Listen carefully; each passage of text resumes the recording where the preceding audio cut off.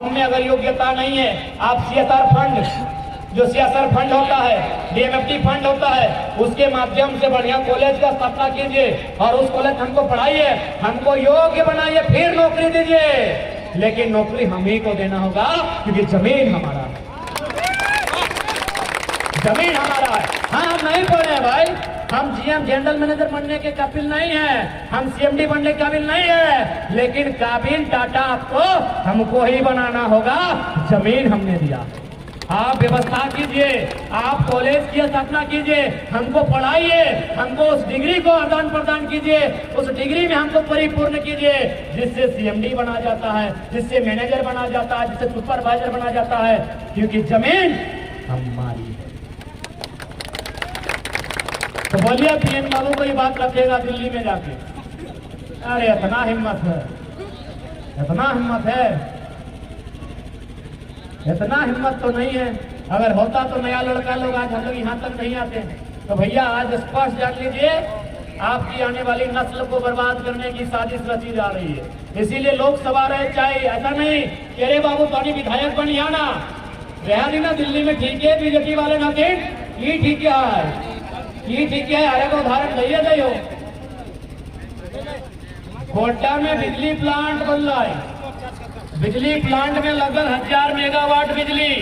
हाल फिलहाल पेपर में देखल अभी अडानी मिल रही प्रधानमंत्री शेख हसीना से, जमीन झारखंड के, मारपीट भले झारखंडी के साथ, और बिजली बांग्लादेश। अन्याय है कि ना? इसीलिए झारखंड के खातिर क्यों भला ना हो, झारखंडी बेटा चाहे जो दिल्ली में बड़े की आवाज करके राज सकल है कि आपने अन्याय किया है, और बाकायदा उस झूठे प्रधानमंत्री ने झूठ थोड़ी बोलता है, जैसे हमने प्रधानमंत्री झूठ बोलो एमए कर लियो, डिग्री नहीं मिला अभी तक, अगर एक भी बेचमेंट नहीं मिल रहा है, कोई प्रोफेसर नहीं मिल रहा है, सीनियर जूनियर कुछ नहीं मिल रहा है, बाकायदा लॉजिक से बोलता है कि भाई आप जवाब दीजिए। स्पीकर महोदय, आप जो विभाग के लोग हैं उनको जवाब मांगिए कि कोयला से ऑस्ट्रेलिया से कोयला आता है, ऑस्ट्रेलिया से कोयला आता है, तो कोयला झारखंड में डिपोट किया जाता है, फिर बिजली बनाया जाता है, बांग्लादेश बेचा जाता है।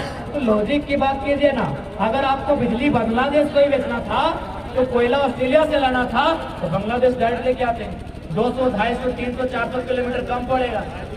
क्योंकि झारखंड के लोग बेवकूफ होते हैं, झारखंड के लोग कहीं ना कहीं इनको आसानी से जमीन से विस्थापित खदेड़ा जा सकता है, इसीलिए वो बांग्लादेश पार करके कोयला लाता है। मजेदार बात सुनिए, अडानी जो कोयला मोदी जी के तब तक कुछ बुरा मत मानिएगा मोदी भक्तों, अगर यहाँ है तो, लेकिन अगर थोड़ा सा दिमाग में गोबर नहीं है, हमको बुद्धि भरने दीजिए, भक्ति उतार देंगे। बाकायदा ऑस्ट्रेलिया से जो अडानी का कंपनी कोयला लाता है, वो बांग्लादेश होके इंडिया आएगा।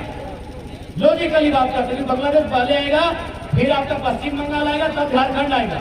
ऑस्ट्रेलिया आपका जिधर है ना, अगर वहां से कोयला लेके आएंगे तो बांग्लादेश पहले, फिर बंगाल, फिर झारखंड। जब आप कोयला लेके आ गए झारखंड और बिजली जाएगी बांग्लादेश, तो बोका तो कोई भी है, सिंपल सोचिए ना, सिंपल सोचिए ना, बोका कौन है? बांग्लादेश को ही देना था तो कोयला बांग्लादेश में डिपोट करते, वहीं बिजली बनाते और दे देते, लेकिन बांग्लादेश ने कहा हम जमीन नहीं देंगे।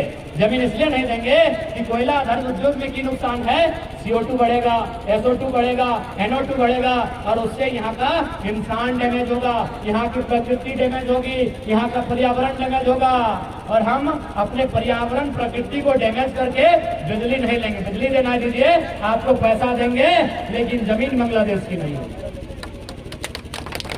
यानी हमसे होशियार तो बांग्लादेश है। आप भले बांग्लादेश को गाली दीजिए, भले बांग्लादेश को कम आंकिए, लेकिन हमसे होशियार बांग्लादेश है कि बिजली ले लिया लेकिन 1 बित्ता जमीन ले ली। इसलिए आज 2024 की तैयारी आपको इसलिए भी करनी है कि आपके दर्द को पूरा देश जान सके कि झारखंडियों के साथ अन्याय क्या हो रहा है। नहीं तो आप चलने दीजिए, आस्था के नाम में पाकिस्तान में टमाटर महंगा है उस नाम से, तो चलने दीजिए, कोई दिक्कत नहीं है। BSL आज इतना दूर फैला है, 84 गांव में फैला है, कल से 184 गांव में फैलेगा। यहाँ अन्य लोग लाए जाएंगे, क्योंकि सवाल करने वाला कोई नहीं है।